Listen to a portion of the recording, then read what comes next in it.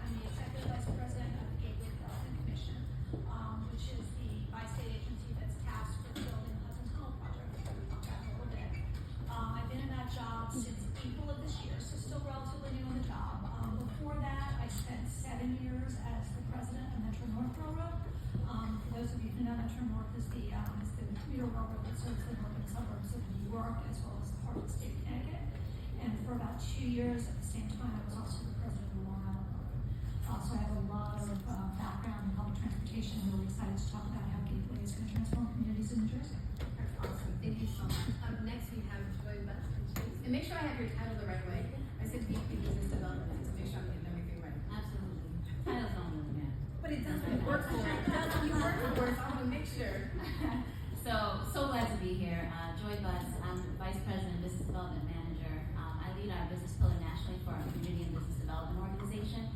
And what really that means is I have the opportunity and the pleasure to be able to go all throughout the country, really listen in and lean into what's happening in the business world and business owners all throughout the country, and then really devise strategies surrounding how can we go ahead and support them and really lean in as a firm, specifically within our Community and Business Development Group, while being able to provide all of the resources that JP Morgan Chase has as a firm to those communities.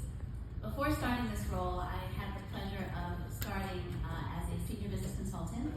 Actually, I'm so glad one of my colleagues here who's a senior business consultant, which I'll get into in a minute, but a little later. But as a senior business consultant, I did that for about 4 years, where I had the opportunity to work one-on-one with business owners in a coaching capacity. And there's actually some businesses in here that I have the pleasure of coaching, which is really cool to see. And before that, I was a business relationship manager, so really working on the banking side and understanding the ins and outs on the financial piece, what makes things tick, making the businesses a little better. Before that, I was in the branch, and before that, I actually was on the track for chemical engineering.